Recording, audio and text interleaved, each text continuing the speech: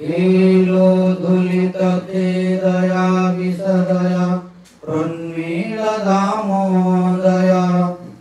सम्यक्शास्त्रविवादया रसदया चित्तार्पितोन्मादया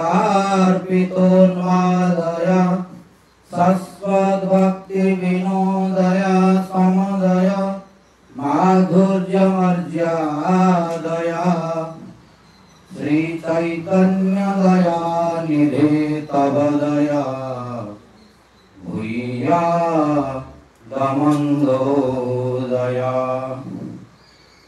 तस्या अपार रससार विलासमूर्ते रानन्दकन्द परमाधुत सौम्यलक्ष्म्यः ब्रह्मादिदुर्गमगते वृषभानुजायः पैङ्कर्यमेव मम जन्मनि जन्मनि स्यात् तवैवास्मि न जीवामि त्वया विना इति विज्ञाय राधे त्वं नय मां शरणान्तिकम्। हे देव हे दयित हे भुवनैकबन्धो हे कृष्ण हे चपल हे करुणैकसिन्धो हे नाथ हे रमण हे नयनाभिराम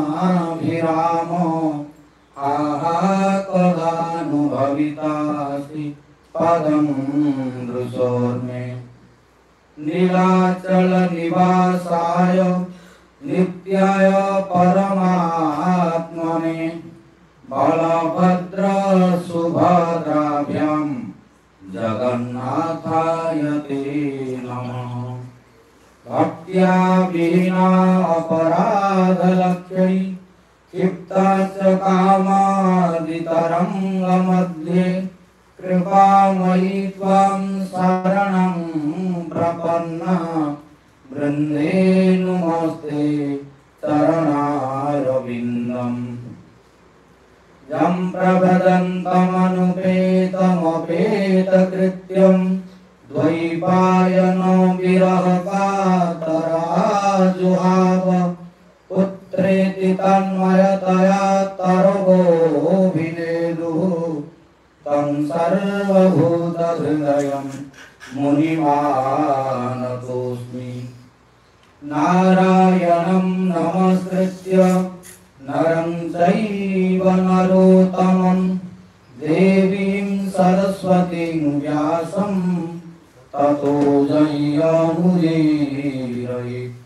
तमादिदेवं करुणानिधानं तमालवर्णं सुहितावतारम् अपार संसार समुद्रसेतुं भजामहे भागवत स्वरूपम्।